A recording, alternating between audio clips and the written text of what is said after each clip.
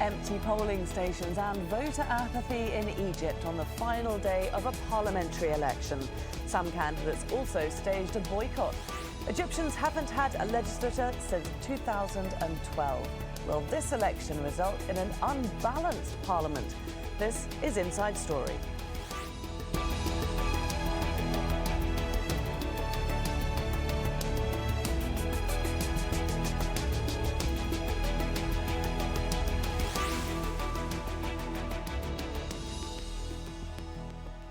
Hello there and welcome to the programme. I'm Laura Kyle. It was a common scene across Egypt on Sunday and Monday, near empty polling stations when voters were meant to be out choosing their new MPs. Egypt hasn't had a parliament since a court dissolved the chamber in 2012. Many blame the voter apathy now on a lack of political diversity amongst candidates. Others say it's voter fatigue. There have been 7 different elections and referendums since the revolution which overthrew President Hosni Mubarak in 2011. Let's get the latest on the parliamentary vote now from Rob Matheson. Soldiers seem to outnumber voters at many of Egypt's polling stations. President Abdel Fattah el-Sisi cast his vote at a girls' school just after polls opened on Sunday. Polling stations were also open on Monday. So far, many fellow Egyptians don't appear very interested in the first parliamentary election for nearly 3 years. When people felt, and especially young people, when they started feeling that their vote doesn't make a difference and that the result is known in advance, a parliament that supports the president 100%, so I assume a lot of people decided not to go to vote. And it seems young people on whom much of Egypt's future may rest will take a lot of convincing. The youth have now seen that there are perhaps other ways to focus their efforts and focus on achieving a better future for themselves. And I believe this has led to a rise in grassroots movements and social movements that start from below and move upwards.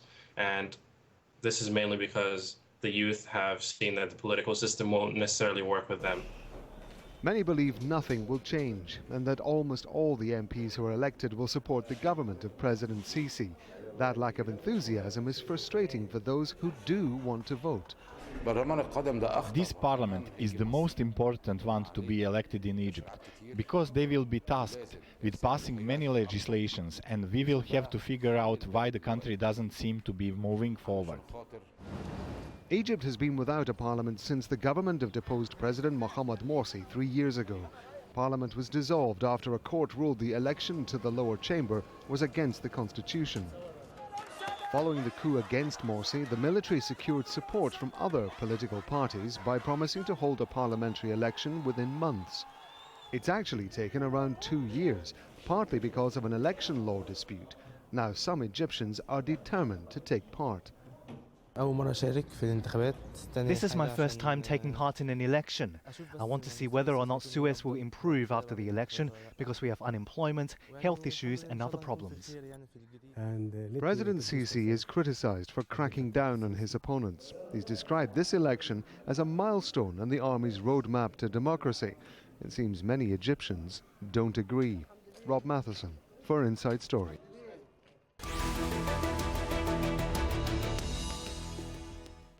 Let's now bring in our guests. In Cairo, we have Timothy Kolders, non-resident fellow at the Tahrir Institute for Middle East Policy. In London, Wafik Mustafa, founder and chairman of the British Arab Network. And also in Cairo, Angus Blair, chairman of the Signet Institute. Great to have you all with us. Thanks very much for being here today. Timothy Kolders, if I could start with you, why are we seeing such apathy there in Egypt towards these elections? Why aren't Egyptians coming out to vote?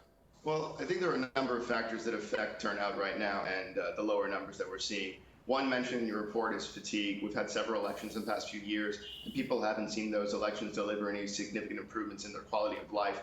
If anything, quality of life for many Egyptians has deteriorated in the past few years. On top of that, the variables that induced larger turnouts in the past aren't really present on this occasion. The first parliamentary election was the first major electoral opportunity for Egyptians following the uprising in 2011. So that gave a lot of enthusiasm for participating in that vote, as they saw it as the first step in the revolution. Moreover, the turnout was stronger in the previous election because the organizations such as the Muslim Brotherhood and Salafis had large ground organizations that were able to mobilize voters whereas the current parties are relatively speaking in their infancy still and do not have the ground organizations required to move voters to the polls in the way that other organizations have in the past. You see some making up for that with older networks being deployed from large families in Upper Egypt, for example, and other rural areas, and also old networks related to the business community, but not enough to make up for the turnout deficit that we're seeing today. Okay, Angus Blair, do you agree with that assessment that many of the candidates simply in the party simply weren't mature enough to offer a strong enough platform, a strong enough campaign to draw in and attract voters? I do agree with Mr. Caldas and add to it by saying that the campaigning period was actually pretty short as well and really didn't get off the ground. People haven't really been fired up about the election because of the shortness of time when campaign started until the election. And I think part of that has meant that the energy, which would normally come ahead of an election, hasn't really been there. It's been a bit flat. And I agree about the policies. Not many people I know in Egypt really know about the policies for many of the candidates and the parties that are standing. I think the parties themselves could have shown, I think, better enlightenment when it comes to having programs about what they believed in and made that known to the general electorate well in advance, and I think that's part of the problem. Angus, who actually did come out and vote? Well, if you look at the first round, it was a variety of people. It's quite difficult, Laura, to actually pick any one segment. Probably more women than men would have voted. I think probably in this phase, the second phase, the turnout might be a bit better than the first, given that it's in big cities, and bigger cities tend to be more politicized than the countryside and other places.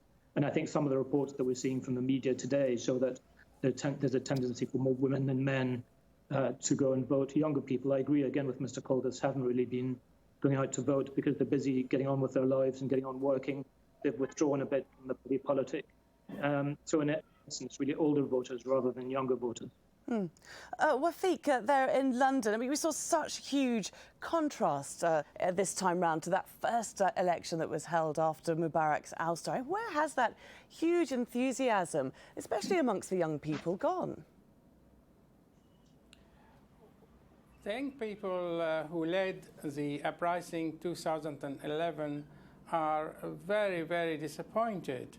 The great hopes for the revolution, for democracy, for rule of law, for reform have been evaporated, and it's a pity. It's a very sad affair that the Egypt is ruled by a military, and they're preventing any real opposition to emerge. And this elections was a total farce, as the all indication shows. Probably about 4% turnout, and mostly are elderly, and unfortunately, some people who are underprivileged, like peasants.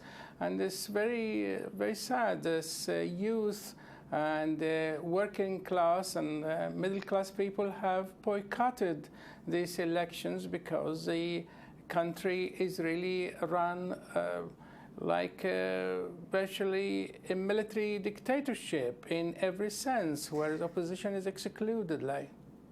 Yeah, we know, I think, that many people boycotted the election because the Muslim Brotherhood was unable to field a candidate. But there were other liberal and socialist parties who were initially on the ballot. Why did they withdraw? Well, because they have been treated as bad as Muslim Brotherhood. The majority of people in prisons are Muslim Brotherhoods, no doubt.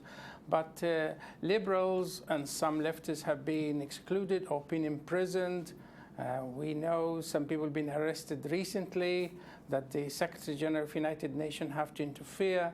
I think the picture of it, that it's a form of a bunch of people in the military ruling the country, disguising as democracy, is not going to work out. The Egyptian economy is in free fall. The currency is a problem. Presidency is quite isolated inside Egypt and outside, as shown in his recent visit to Britain and to the United Nations. He was quite isolated from the leaders of the world. I think there is trouble if Egypt does not move to democracy and to allow people to emerge, because at the moment the media is monotone and the propaganda mode all the time, and is really not giving opportunity to other would-be leaders or political parties to appear. Let's look at Sisi for a moment. You say that he appeared isolated in his visits to Germany and the UK. I would counter perhaps that those visits legitimised him on the international stage as Egypt's leader. Angus, what do you feel about that? What is Sisi's position right now? Well, you have to remember he's been in power only for a year and a half, and he's already made quite a number of foreign visits to Russia, to China, to Italy, Germany, and more recently America and Britain. I wouldn't agree that he's being isolated. The fact that there was a US delegation here in Egypt only a few days ago shows that that is not the case. I disagree wholeheartedly with Mr. Mustafa on that. The fact is he was elected, he is the president, and he's getting on with the job. And the fact is that very shortly, in a matter of a few weeks' time, once the voting is finished in this phase of the election, there's going to be a new parliament. So there's going to be a president, a government, and a parliament in place the first time in a number of years. And it is, and it's not, I'm not taking any position either way, but the fact is, it is part of the roadmap that the president has highlighted. And he is trying to go along with that. He said it to David Cameron, he said it in America, and he said it also in Germany and again to this US delegation. And the election is part of that process, to begin to make further changes and broaden out further change in Egypt. So in a few weeks' time, as I've said, we're going to have a working parliament, which I don't think will be completely quiet. I think it'll be quite noisier than people assume, and that there will be questions over government policy. But that would be good. I think it'll be good for Egypt that that is the case, and I think it'll help the president and help the government that at last there'll be different voices in power that can question, and also themselves be questioned by the general electorate. Timothy, do you agree with that assessment, that in a few weeks' time we will see members of parliament opposing, if not Sisi, then at least some of his policies? Do you think that we will see more opposition than people are assuming right now? I think that on the questions of the economy and tax policy, you're likely to see some noise from the parliament, given that the business community has invested heavily in this election. And there are differences between Sisi's vision for how to increase revenue for the government and the business communities. There's also going to be disagreements about the structuring of the central bank and pressure for monetary policy adjustment as it affects the ability of businesses to do their work and to expand. With respect to political differences of opinion and issues surrounding rights, I think the parliament will be quieter. I think that that won't be their focus. While some members undoubtedly will be concerned about those issues, the vast majority are likely going to be a bit quieter on that matter. What about, Timothy, on the issue of security? Because, of course, that is often promoted at the expense of rights and sometimes even the economy. Well, I think that there will be less pushback from this parliament on security issues at the moment. There's probably going to be a tendency to defer to the military and the police on those matters and avoid interfering, in spite of the fact that it is very important that we move towards respecting civil rights and cutting back on the repression, the crackdown that is ongoing in Egypt.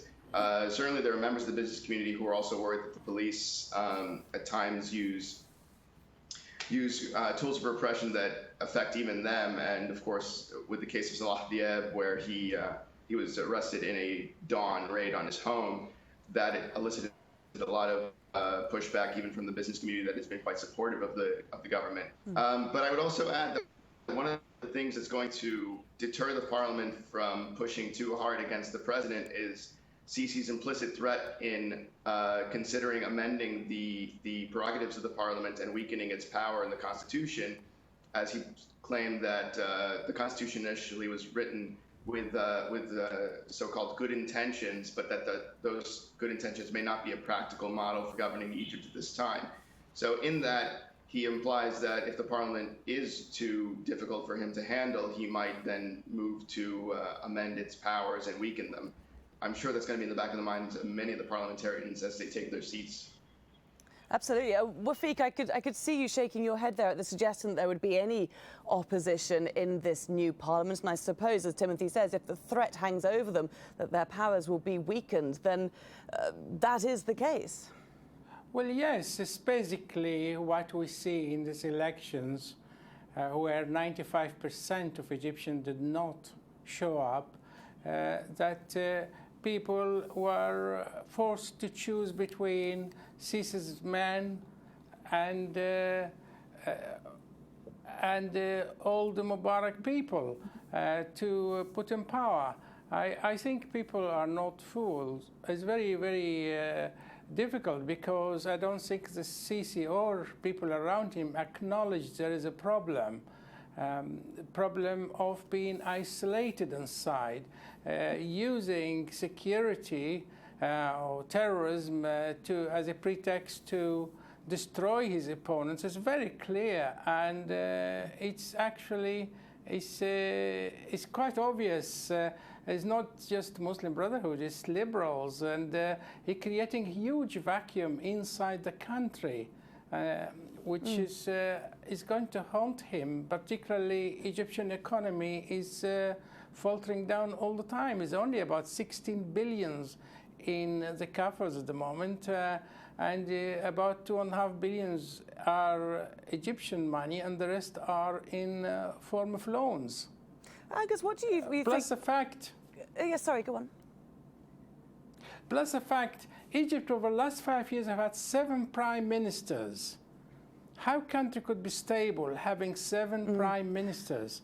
That is really very, very disappointing affairs. Very disappointing to see 7 prime ministers. But I suppose it has been in a phase of transition. Angus, what do you suggest? What do you think of the suggestion that Sisi is not acknowledging that there's a problem? I wonder, for example, does it matter to him? Is he concerned that there was such low voter turnout at these elections? Well, the turnout wasn't the assumption by Mr. Mustafa. It was only 5%. That wasn't the case. It was about 26% in the first phase, and it'll probably be more in this phase of the election. I think it will, because you want to have a parliament that has a mandate, a clear mandate from people, but you've got to work with what you have. And if the turnout is low, and what you try to do in time is try to build and broaden that support over time, and that's the responsibility, though, of the parties, the Free Egyptians or the Love of Egypt party, whomever it is, both at a party level and at an individual level, to try to get people involved in that space. I think, though, he's more involved than Mr. Mustafa might assume. He's certainly not isolated. He's certainly got the finger on the pulse of knowing what the problems in the country are, whether it was electricity last year, where there were many power cuts. This year, there was hardly a power cut in the summer, through to the fact he's focusing on inflation at last, which has long been one of my own bugbears when it comes to the economy. Trying to bring inflation down is vital for a country with a very low level of incomes. So he does keep his finger on the pulse, and some people advising him clearly, advising him with some of the right policies. But I think when it comes to broader issues, it's quite right. There are very significant economic problems that have to be addressed. And I know some of the Gulf states are unhappy with the slowness of reform that we've seen in the last few years. And I would have to say that with population growth at 2.8% per annum, and it still looks to be growing, that in the next 15 years, there's going to be an extra roughly 35 million Egyptians. For any country, that would put a strain on anything. And frankly, given the last few years, it doesn't matter there were 7 prime ministers. Much of that was to do with their competence, frankly, getting the wrong people in. But if you actually look ahead, some of the key issues are going to be the main issues, and Mr. Caldas mentioned this, the economy, getting people back to work, getting growth up. And I'd like to see growth getting to double the levels that we have at the moment. But the issue, for example, I just mentioned of population growth, an extra 35 million, roughly, Egyptians in 15 years will have massive implications for water, for food, for health, housing, education, a whole variety of other issues. Any government that we have now, whether it's the present cabinet or a slightly adapted cabinet or a new cabinet, is really going to have to get moving on economic reform to get the private sector And one wonders then, how is he going to do that? Because he did come to power touting big projects such as the expansion of the Suez Canal as saviours of the economy. That doesn't seem to have come to fruition. We've got a decimated tourism industry. So one wonders how he's going to get Egypt's economy back on track. Remember, it's not just up to him, the president, it's up to the cabinet too, and actually the business community and other people. It's a massive, complex web of people who are involved in moving the economy forward and providing the right sentiment. I think, though, that there has to be a greater focus on getting people back to work where they live rather than grand projects. And I'd like to see more creativity in the economic thinking of the government in itself.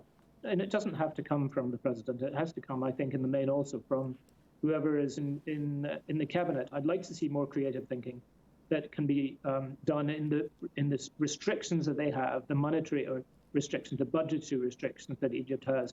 And I'd like to see much, much faster reform. I think many people were very surprised at the fact that there wasn't another petrol subsidy cut this summer, which I think would have actually been tremendous for the economy because, first of all, you would help the budget, but actually realize that the government is serious about economic reform. There's been a holding off on a variety of decisions, not the least of VAT introduction, although that will have mixed effects on the economy, but other issues to try to get the economy moving by changing sentiment.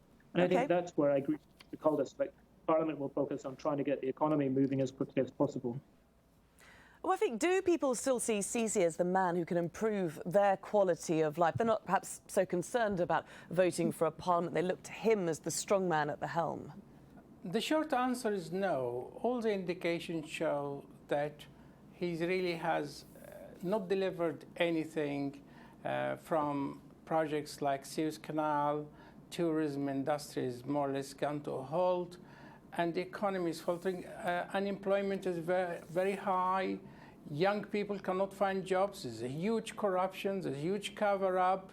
The leaks indicate that.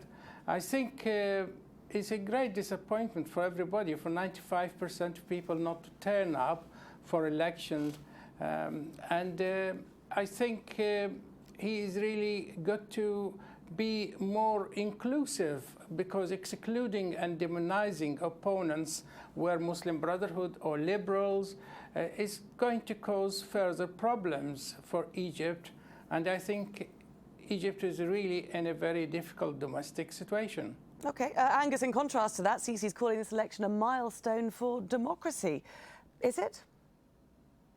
Well, it's part of a process and a programme that Egypt's seeing and will go through. It's an evolving process, and we're just about to see the end of this phase. So we move on to a new phase once Parliament begins sitting, which is probably towards the middle to end of December, and then we're in a new phase of the new Egypt.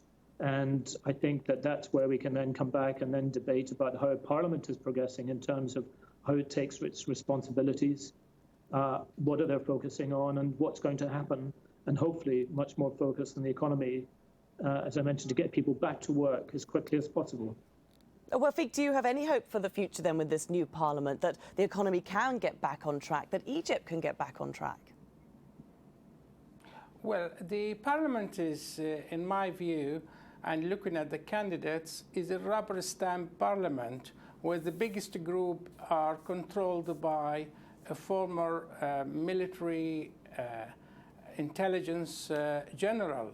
And I think from what I could see, because more than 50% of people were excluded from standing for the parliament, particularly Muslim Brotherhoods or anybody close to Muslim Brotherhood. And I think the forthcoming parliament will not represent the people, because only a very small percentage of the public, and particularly the youth, the people who have a stake for the future, have not voted, have not supported, and still Egypt run as a dictatorship where the oppression street, people are not allowed to demonstrate. Tahrir Square is still closed space for people to express their views or even walking groups. I think there's huge problems ahead. I'm not optimistic at all.